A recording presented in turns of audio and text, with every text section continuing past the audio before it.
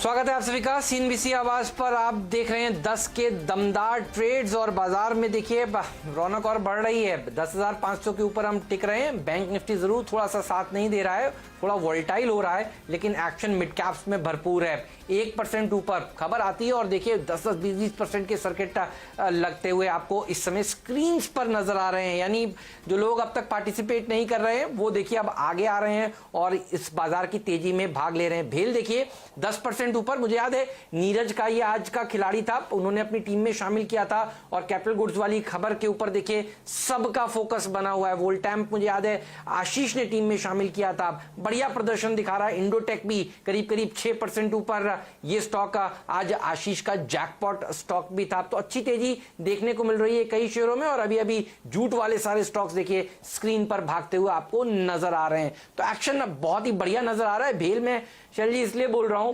क्योंकि 10% का upper circuit अगर आज कि कोई दो स्टॉक्स में लगा है एफएनओ में, तो एक तो भेल में लगा है और दूसरा पेज में लगा है। और देखिए पेज इंडस्ट्रीज जैसा हैवी वेट 10% का अपर सर्किट इन दोनों एफएनओ वाले स्टॉक्स में इस समय लगता हुआ नजर आ रहा है। तो ट्रेडर्स जो हैं वो काफी एक्टिव है, ये साफ इस समय स्क्रीन देखकर दिख रहा है। हेमंत जी, मैं अगर आपकी इजाजत हो तो एक थ्योरी आपको बता रहा हूं। थ्योरी क्या है, हकीकत है। आप देखिए किस हिसाब से ब्रोकरेज स्टॉक्स भागे जा रहे हैं। उनके पीछे कारण यह है कि बहुत सारे लोगों ने कई lakh banking accounts, broking accounts और डीमैट अकाउंट्स खोले हैं। इसीलिए आपको रैली दिख रही है बीएससी में, इसीलिए रैली दिख रही है सीडीएसएल में, इसीलिए आपको रैली आती हुई दिख रही है बहुत सारे ब्रोकिंग स्टॉक्स में। इसके पीछे कहानी क्या है कि बाजार में एक फीलिंग है ऑफ मिसिंग आउट। ये मैंने एक नया एक्रोनिम सीखा है सोशल मीडिया में, FOMO, feeling of missing out. और इसी तरीके से कि आपको दिख रहा है कि हर चीज के पीछे एक दौड़ लग रही है कि भाई किसी तरीके से ये हाथ से बाहर ना निकल जाए। 18 रुपए पे बीएचईएल की तरफ कोई मुड़ के भी नहीं देखता था और आज आप बता रहे हैं कि 10% सर्किट आपको लगता हुआ दिख रहा है। ये आपको पूरे बाजार में होता हुआ दिखेगा। एक दो अगर आपकी इजाजत हो तो मैं राय लेना चाहता हूं। हमारे साथ पालवे साहब जुड़े हुए हैं। पालवे साहब, लगातार शानदार आप तेजी देख रहे हैं। एलएनटी में दूसरे दिन ये फिलहाल टॉप गेनर है निफ्टी में। एक दो स्टॉक्स पर चार्ट चेक करते हैं और फिर आपके पिक्स पर और चंदन तपड़िया साहब के पिक्स पर जुड़ेंगे। आपकी राय एलएनटी पर? जी हाँ, बिल्कुल शैल जी, जिस तरीके की सेकंड डे इसमें एक फॉलोअप रैली देखने को मिल रही है और क्वालिटी स्टॉक है, जिस तरीके का बाइंग एक्शन इमर्ज होते हुए दिखा है, मुझे लग रहा है कि ये स्टॉक में एक अच्छा अपमूव एक्सपायरी के चलते बनेगा। इसमें स्टॉक में 1020 से लेकर 1040 तक के टारगेट इसमें आते हुए दिखना चाहिए। 987 के आसपास अभी ट्रेड कर रहा है। मुझे लगता है इसमें 970 का स्टॉप लॉस रखें। 1020 1040 तक की इसमें रैली एक्सटेंड होते हुए दिखेगी एक्सपायरी के चलते, क्योंकि जिस तरीके के लास्ट एक्सपायरी के वीक में जिस तरीके से लार्ज कैप स्टॉक में जो बाइंग एक्शन बनी है, मुझे लग रहा है कि ये एक्सपायरी में चलते अच्छा एक अपमूव देगा। तो आज के सेशन और कल के सेशन के लिए इसको रडार पे रखना चाहिए 1020 1040 तक के टारगेट के लिए। ये राय आपको मिल रही है फिलहाल एलएनटी पर। एक दो स्टॉक्स में कैश मार्केट्स में मार्क करना चाहता हूं जहां पर अब आपको तेजी लगातार दूसरे दिन आती हुई दिख रही है। साइंट लिमिटेड पर ध्यान दीजिए, ये एक मिड कैप आईटी स्टॉक है। कल यहां पर आपने शानदार तेजी देखी, 265 रुपए के आसपास स्टॉक बंद हुआ और अब आपको ये रैली बहुत जबरदस्त तरीके से बढ़ती हुई दिख रही है। आपकी राय सतपते साहब, माफ कीजिए राजेश जी, साइंट पर? ये कैश का काउंटर है, यहां पर आप रैली अब 9% बढ़ते हुए देख रहे हैं।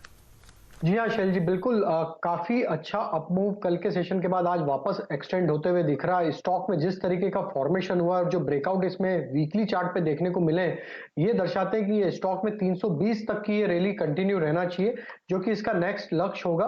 करंट लेवल से स्टॉक में लॉन्ग पोजीशन जिनकी ली हुई है वो अपनी पोजीशन को होल्ड रखें, ट्रेल कर ले। अब स्टॉप लॉस को 270 के आसपास, ऊपर के जो टारगेट है वो 310 से 320 तक के अगले 2-3 सेशन में ही आते हुए दिखना चाहिए, क्योंकि जिस तरीके का वॉल्यूम एक्शन देखने को मिल रहा है ये स्टॉक में, मुझे लगता है बहुत जल्द 310 320 के टारगेट आएंगे।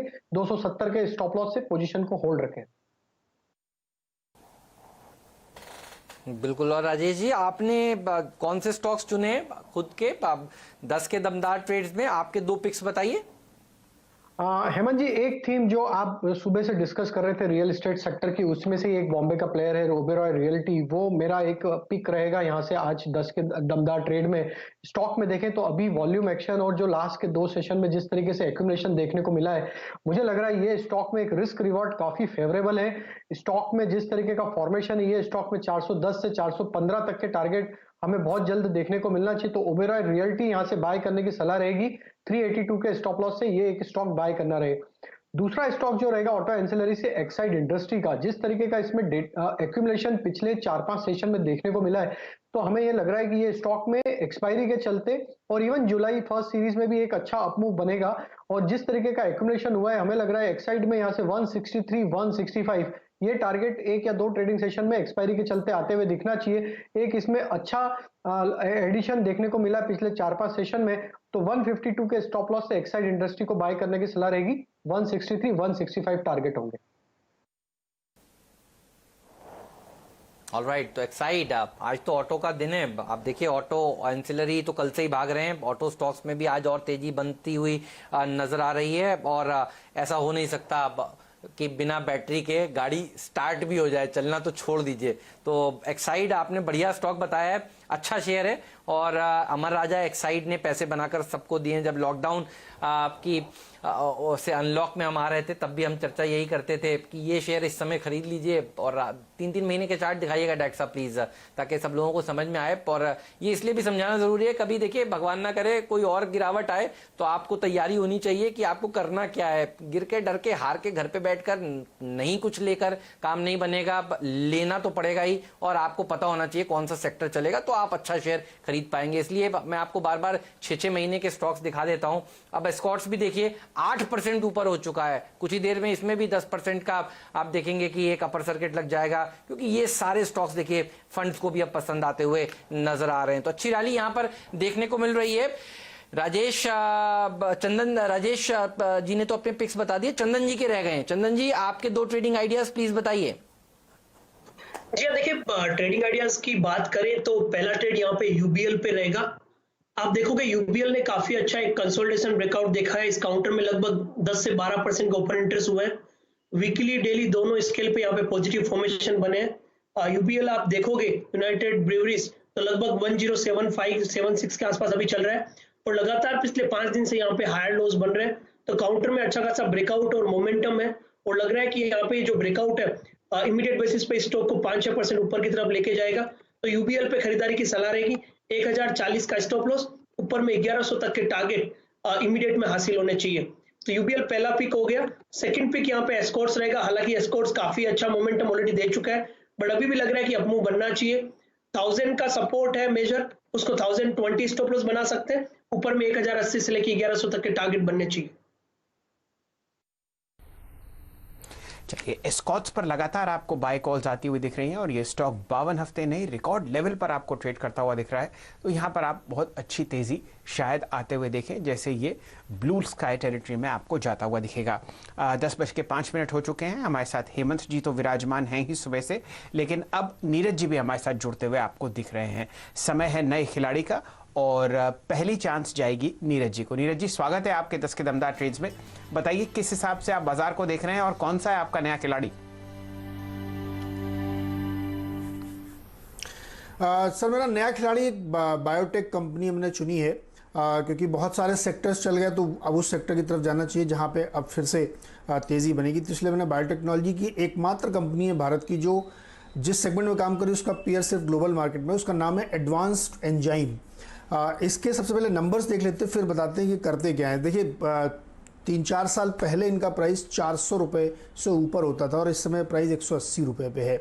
जो एक्स स्प्लिट प्राइस था उसके हिसाब से आप देखें तो स्टॉक अंडर वैल्यूड है हैवली, और स्टॉक केवल 15 के पी में चल रहा है, और इसके पेयर में आप जाके देखेंगे तो ये सबसे सस्ता आपको दिखेगा। चुनने के पीछे वजह यह है कि जिस सेगमेंट में ये काम करते हैं पूरी दुनिया में अब उसकी जो है बहुत डिमांड बढ़ रही है। बेसिकली रिप्लेसमेंट है। अभी तक जो आप केमिकल म्यूटेशन देखते हो उसकी बजाय ये एंजाइम के थ्रू करते हैं, जिसमें एनिमल एंजाइम है, बॉटनिकल एंजाइम है, प्लांट्स के एंजाइम है और उस सेगमेंट में कंपनी काम करती है, लीडिंग कंपनी है। और हाल ही में इन्होंने एक जर्मन कंपनी को एक्वायर किया जिसके जरिए इन्होंने अपनी R&D की और पूरी दुनिया में इनका कारोबार होता है। जब आप इसको कंपैरिजन करें तो आपको हो सकता है ग्लोबल कंपनी के साथ इसको कंपेयर करना पड़े। तो मुझे लगा कि इस स्टॉक को ध्यान देना चाहिए, बहुत ही बेहतरीन परफॉर्मेंस है। नतीजों पे भी अगर आप नज़र डालेंगे इनके तो आपको शानदार परफॉर्मेंस देखने को मिलेगी। कंसोलिडेटेड बेसिस पे इनके जो नंबर हैं वो यहाँ पे करीब करीब 400-450 करोड़ हैं और 100 करोड़ से ज़्यादा के प्रॉफिट कमाते हैं। क्या ज़बरदस्त मार्जिन पे ये काम करते हुए दिख रहे हैं। इनका जो पिछला जो प्रॉफिट था वो मैं आपको बता दूं, FY19 में इन्होंने करीब करीब 111 करोड़ का प्रॉफिट कमाया था और इस साल 130 करोड़ का, 450 करोड़ के रेवेन्यूज़ पे। अब इसमें खेल एक ये है कि जब से आपने देखा होगा कि केमिकल पे बहुत ज़्यादा बैन लगाए गए हैं तो बहुत सारी दिक्कतें हो रही उन कंपनियों के लिए जो एग्रोकेमिकल में काम करती हैं या दूसरे ह्यूमन टेस्टिंग में है। तो वहाँ पे एक रिप्लेसमेंट है एंजाइम, बिल्कुल नई फील्ड है यहाँ पे, उसके ज़रिए आप उस प्रोडक्ट को बनाते हैं। और आजकल ये जो वीगन खाने का बहुत प्रचलन चलने वाला है, जो लोग वेजिटेरियन की तरफ बढ़ रहे हैं, उसमें इन सब चीज़ों का, एंजाइम्स का बहुत इस्तेमाल होता है। तो एडवांस एंजाइम चूँकि एकमात्र भारत की कंपनी जो इस सेगमेंट में बड़े पैमाने पर काम कर रही है, फार्मा के लिए, एग्री के लिए, फूड के लिए, तो मुझे लगता है इस स्टॉक को ध्यान में रखना चाहिए। हाईली अंडर वैल्यूड है और जो जिन सेगमेंट में ये काम करते हैं, एंटी इन्फ्लेमेटरी एंजाइम यानी जो मेडिकल सेगमेंट में काम होती है, उसमें 30% मार्केट शेयर है इनका। और न्यूट्रास्यूटिकल्स जो आपकी जो न्यूट्रिशन के लिए करते हैं उसमें इनका 10% ग्लोबल मार्केट शेयर है। तो इस तरीके की जायंट कंपनी बहुत सस्ते कीमत पे उपलब्ध है। मुझे लगता है लोगों को इस पर ध्यान देना चाहिए। जो लोग अपने पोर्टफोलियो में लेते हैं, ये ट्रेडिंग को तो है ही है, ये पोर्टफोलियो स्टॉक भी है। आपने बिल्कुल सही फरमाया नीरज जी। मैं 3 चीज़ें इसमें नोटिस कर रहा हूं, लेकिन सबसे पहले चंदन तपड़िया साहब से कॉल लेते हैं एडवांस एंजाइम टेक्नोलॉजीज पर, जो आपके सामने लगभग 188 के आसपास ट्रेड करता हुआ दिख रहा है। चंदन जी, आपका राय? जी हाँ, देखिए एडवांस एंजाइम की आप बात करें तो यहाँ पे ओवरऑल पॉजिटिव मोमेंटम है और स्टॉक में एक मेजर सपोर्ट से टर्न हो रहा है और जिस हिसाब से प्राइस सेटअप बन रहा है, लग रहा है कि अपमूव बरकरार रहेगा। वीकली सेटअप भी अच्छा हो रहा है, तो कम से कम यहाँ पे 8 से 9% की रैली काउंटर में बननी चाहिए। चलिए, यहाँ पर आपको तेजी फिलहाल आती हुई दिख रही है। हेमंत जी, 2-3 बातें एडवांस एंजाइम्स में इंटरेस्टिंग है। यहाँ पर जो पहले 3 फंड्स हैं जो इसमें होल्डिंग रखते हैं, HDFC mutual fund, Nippon India mutual fund और UTI म्यूचुअल फंड, पिछली तिमाही में तीनों कंपनीज ने, तीनों एसेट मैनेजमेंट कंपनीज ने इसमें स्टेक बढ़ाता हुआ मुझे दिख रहा है। तो 6.8% स्टेक HDFC म्यूचुअल फंड का है, निपन इंडिया म्यूचुअल फंड ने भी स्टेक बढ़ाया है और UTI म्यूचुअल फंड ने भी शानदार तरीके से स्टेक अपना ऑलमोस्ट डबल तो नहीं लेकिन 2/3 आपको बढ़ाता हुआ दिखे हैं। प्रोमोटर होल्डिंग इस कंपनी में लगभग 60% आपको आती हुई दिख रही है। और नीरज जी ने एक बहुत इंटरेस्टिंग बात करी थी वीगन की। तो आप देखिए, यहाँ पर एक ट्रस्ट है, श्री रवि शंकर साहब का ट्रस्ट, उनकी भी पब्लिक होल्डिंग लगभग 1% इस कंपनी में है। एडवांस एंजाइम्स की चर्चा हो रही है नीरज जी की तरफ से, और अब हेमंत जी अपना नया खिलाड़ी अनाउंस करेंगे बचे हुए सत्र के लिए। हेमंत जी, बताइए आपकी नजर कहां है? ये मुझे रविशंकर जी वाला एंगल बड़ा बढ़िया लगा कि उनके पास भी देखिए ये शेयर हैं। तो कई बार हम लोग ना वेंकीज वगैरह रिकमेंड करते हैं तो कई लोग कहते हैं कि भाई वेंकीज तो हम राय भी नहीं देंगे।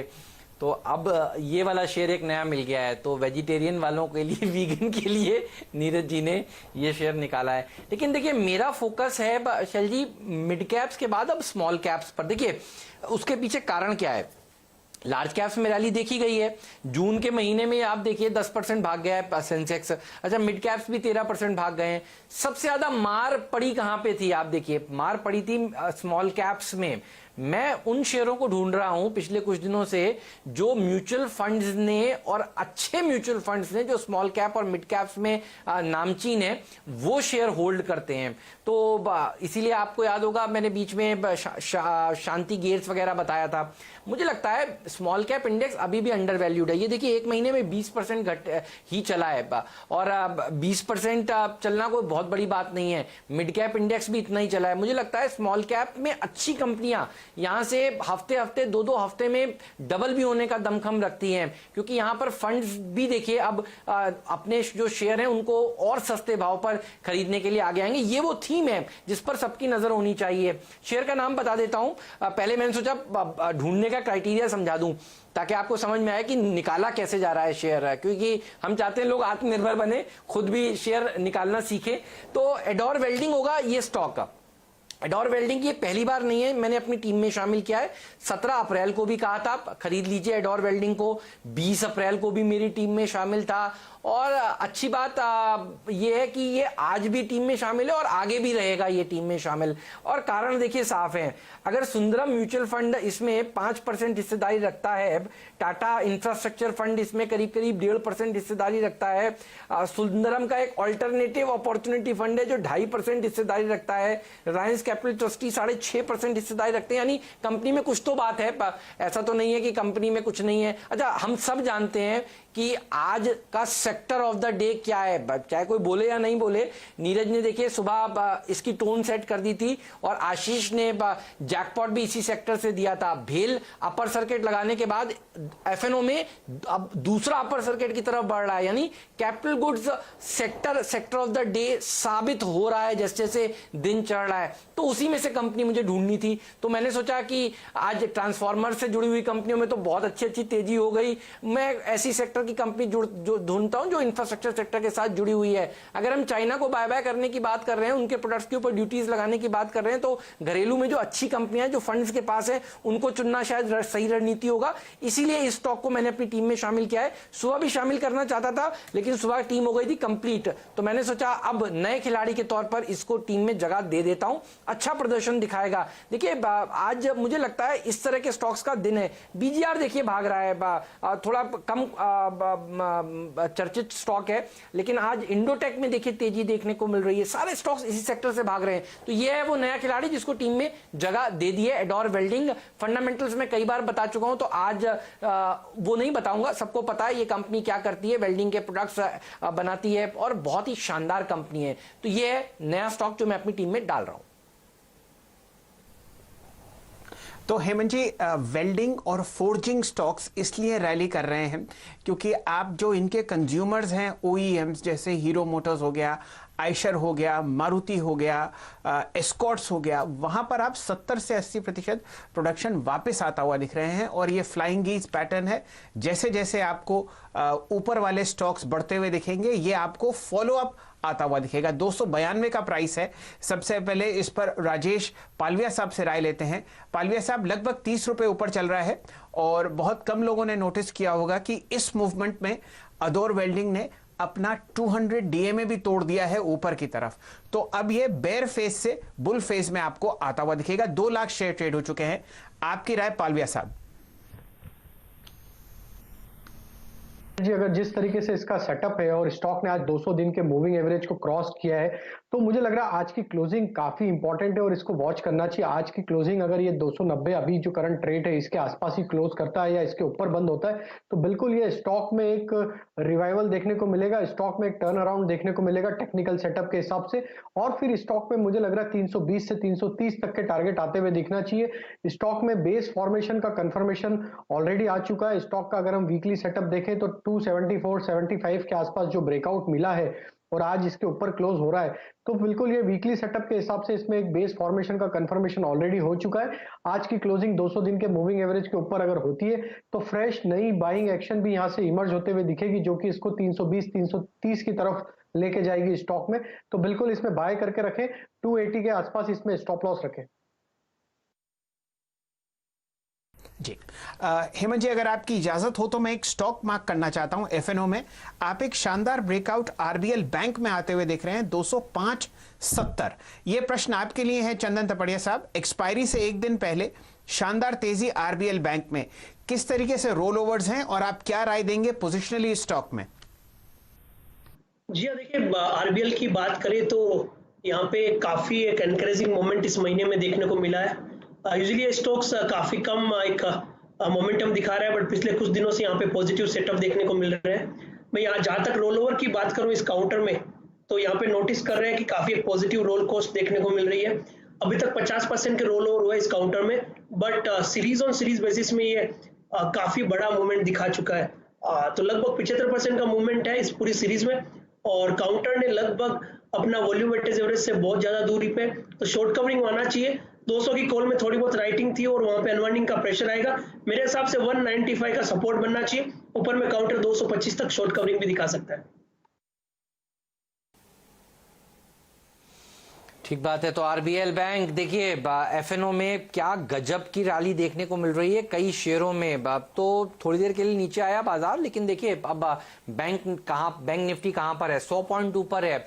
और कल भी ऐसा ही हुआ था, आप याद करिए, एक डिप आया था और उसके बाद डिप में जिन्होंने खरीदारी करी वो फायदे में थे, जो कॉशियस रहे, डर गए कि जी बहुत रैली हो चुकी है, थोड़ा रुक जाते हैं। देखिए मार्केट जो है, नए प्लेयर्स इस समय आ रहे हैं, कोई भी डिप आती है तो खरीदारी मार्केट में देखने को मिलती है। तो बढ़िया रैली देखने को मिल रही है और बहुत सारे एफएनओ के स्टॉक्स हैं जहां पर तगड़ा एक्शन आपको बनता हुआ नजर आ रहा है। भेल के ऊपर हमने बात की थी, तब 10% का सर्किट था, अब खुल के 11% का हो गया है।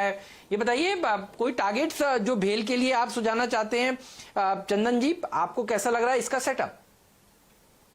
जी देखिए, बेल में काफी एक इंपॉर्टेंट लेवल से रिकवरी हुई है और इस मोमेंटम में ओपन इंटरेस्ट एक्टिविटी काफी अच्छी हो रही है। आज भी देखें तो 15% की ओपन इंटरेस्ट एडिशन हुआ है और वेल जैसे काउंटर में इस तरह का ओपन इंटरेस्ट काफी एनकरेजिंग है।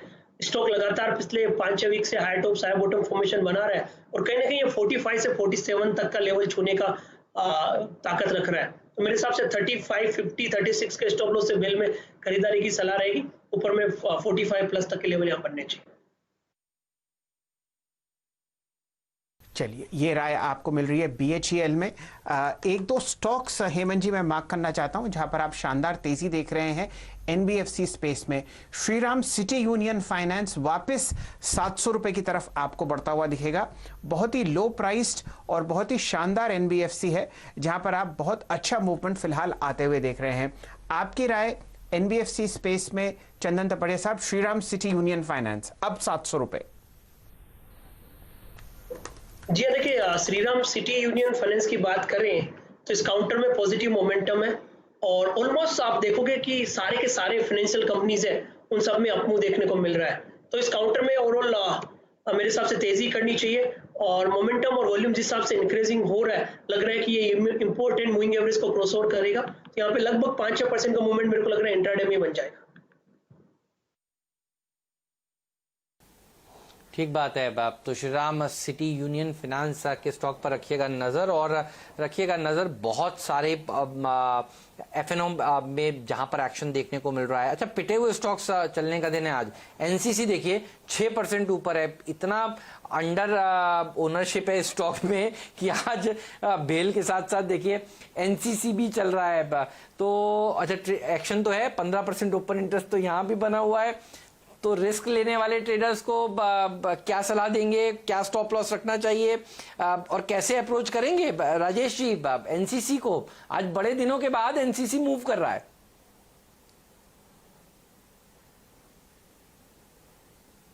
हेमंत जी, जिस तरीके से एनसीसी में भी मूव आ रहा है, स्टॉक में जिस तरीके से बाइंग एक्शन लोअर साइड पे देखने को मिली, स्टॉक ने एक बेस बनाया करीब 28-29 के आसपास।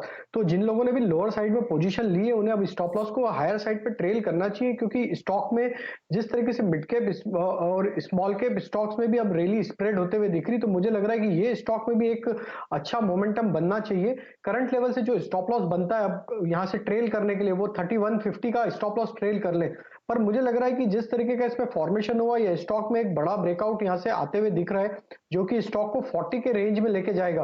तो 3150 का स्टॉप लॉस रखें और 40 के टारगेट मुझे लगता है बहुत जल्दी देखने को मिलेंगे। स्टॉक में काफी अच्छी बाइंग एक्शन लोअर साइड पे देखने को मिली है।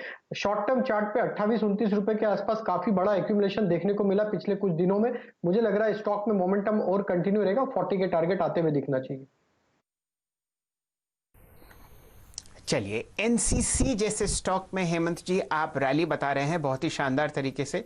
ये अंडर ओनरशिप और बहुत ज़बरदस्त पिटाई के बाद वापस स्प्रिंग आपको खुलता हुआ दिख रहा है। जाते जाते 10 के दमदार ट्रेड्स में 2 बैंकिंग स्टॉक्स में मार्क करना चाहता हूं। यहां पर आपको अच्छी तेजी आती हुई दिख रही है। बैंक ऑफ इंडिया का स्टॉक दिखाइए डायरेक्टर साहब। यहां पर आप 55 रुपये 70 पैसे का प्राइस देख रहे हैं। ब्लॉक डील्स एक के बाद एक होती जा रही हैं। सबसे पहले चंदन तपड़िया साहब राय देंगे बैंक ऑफ इंडिया पर। बैंक ऑफ इंडिया की बात करें तो इस काउंटर में ऑलरेडी पॉजिटिव मोमेंटम बना चुका है और आप देखोगे कि इनफैक्ट जितने भी पीएसयू बैंक्स हैं उन सब में अपमूव बना हुआ है। तो बैंक ऑफ इंडिया मेरे हिसाब से खरीदारी की सलाह ही रहेगी और बाकी दूसरे पीएसयू की तर्ज में यहाँ पे अपमूव बनना चाहिए। काउंटर में पिछले 4 वीक में बड़ा मोमेंटम आया है, 39 का ब्रेकआउट देने के बाद अब ये 56-57 के आसपास चल रहा है और जिस हिसाब से इसका चाल बन रहा है और मोमेंटम इंटेक्ट है, लग रहा है एक बार के लिए 62 से 65 तक का लेवल बनना चाहिए। तो यहाँ पे 54 के स्टॉप लॉस से खरीदारी की सलाह रहेगी, 65 तक के टारगेट बैंक ऑफ इंडिया में बनने चाहिए। चलिए, ये राय आपको बैंक ऑफ इंडिया में मिल रही है। डायरेक्टर साहब, जरा इंट्राडे चार्ट आप सिर्फ और सिर्फ इंडियन ओवरसीज बैंक का दिखाइए, जो आप यहां पर एक बहुत अच्छा एक्यूमुलेशन होते हुए देख रहे हैं, वो आपको 11 रुपए 10 पैसे के आसपास ट्रेड करता हुआ दिख रहा है। कल यहां पर एक 20% माफ कीजिए 10% सर्किट लगता हुआ दिखा था, यहां पर भी आप एक अच्छा मोमेंटम आते हुए देख सकते हैं। पालविया साहब के लिए प्रश्न, Indian overseas bank cash counter में वॉल्यूम लगभग आपको 34 लाख शेयर ट्रेड होती हुई दिख रही है। जी हाँ, बिल्कुल शैल जी। अब small size small price banks में भी एक अच्छी बाइंग एक्शन देखने को मिली। अगर हम देखें तो जितने भी स्टॉक्स हैं जो कि 20-30 रुपए की रेंज में, उन सभी में एक एक्शन बनते हुए आ रही, तो कहीं ना कहीं एक रिवाइवल का साइन देखने को मिल रहा है इन फाइनेंशियल स्टॉक्स में। आईओबी में हमें लग रहा है कि यहाँ से जो इमीडिएट टारगेट बन के आना चाहिए, जो कि इसके पुराने स्विंग हाई के आसपास है, वो 13 रुपए के आसपास है। तो मुझे लग रहा है 13 रुपीज इसका इमीडिएट टारगेट होगा। करंट लेवल से 10 रुपए 50 पैसे का स्टॉप लॉस रख लें। 13 रुपीज पहला टारगेट है। अगर ये लेवल का ब्रेकआउट होता है तो फिर इसमें एक बड़ा बेस कंफर्मेशन होगा और जो कि स्टॉक को फिर 15.5 की रेंज में भी लेके जा सकता है। बट अभी इमीडिएट जो टारगेट होगा वो 13 रुपीज के आसपास होगा। 10 रुपए 50 पैसे के स्टॉप लॉस से बाय करने की सलाह रहेगी। ऑलराइट, तो देखिए इतने सारे आइडियाज आपके सामने इस समय रखे गए हैं और एक छोटा सा क्विक रिकैप कर देता हूं आपको। आप देखिए आईडीबीआई बैंक में इस समय करीब 50 लाख शेयरों का अपर सर्किट लगा हुआ है। मतलब क्या वॉल्यूम हो रहे हैं। तो देखिए विनिवेश वाली जो एक्सक्लूसिव खबर थी उसमें यहाँ पर अच्छा प्रदर्शन आज देखने को मिला है। एससीआई 7% ऊपर, ये सारी स्टॉक्स आपको सुबह सुबह आज बताए गए थे। रेमंड में तेजी, बॉम्बे डाइंग में देखिए बढ़िया रैली देखने को मिली है। कल्याणी स्टील में शानदार प्रदर्शन देखा जा रहा है और अच्छी तेजी एफएनओ में दर्जनों शेयर हैं जहां पर आज देखने को मिल रही है। बाकी के बचे हुए दिन में एमएनएम फाइनेंशियल्स के ऊपर भी रखिएगा नजर, समय की कमी के कारण इसके ऊपर बात नहीं हो पाई। ऑटो शेयर चलते हैं तो फिर ऑटो को फाइनेंस करने वाली कंपनियों में भी एक बड़ी रैली जनरली देखने को मिलती है उस दिन, और ये स्टॉक तो वैसे भी बढ़िया प्रदर्शन दिखाई रहा है। भेल देखिए भागता हुआ नजर आ रहा है। एस्कॉट्स 1000 के ऊपर जाकर टिका है और एक और शेयर के बारे में टाइम नहीं मिला वरना बात करता, वो है टाइटन। इसके ऊपर भी रखिएगा नजर। ये शेयर भी देखिए 4 डिजिट में कंफर्टेबली अब पहुंचता हुआ नजर आ रहा है। लेकिन विदा लेंगे। राजेश जी बहुत बहुत शुक्रिया, चंदन जी आपका भी धन्यवाद समय निकालने के लिए, इस चर्चा में शामिल होने के लिए। ट्रेडर्स हॉटलाइन पेश करेंगे वीरू, ब्रेक के उस पार। शैल जी और मुझे दीजिए विदा, नमस्कार।